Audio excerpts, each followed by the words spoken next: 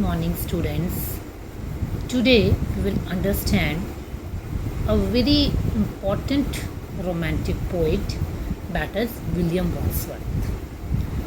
William Wordsworth was the greatest poet if we talk about nature. He thinks that there is soul in the nature. वो कहते थे कि nature में भी आत्मा है, और वो पैंथीज्म के कॉन्सेप्ट को फॉलो करते थे कि जो नेचर में है उसमें भी भगवान है. He wrote many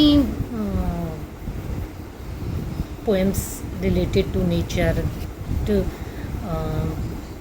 praises the beauty of nature.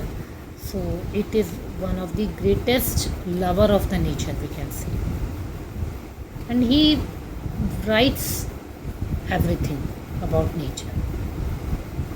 So in next class we will understand some poems of William Wordsworth. Thank you. If you may like my channel, then subscribe it. So I will teach you the literature also. Small videos, we can have clippings and you can have idea about it. So in next class we will study about the poems of nature, which type of poems he has written. Okay, bye bye.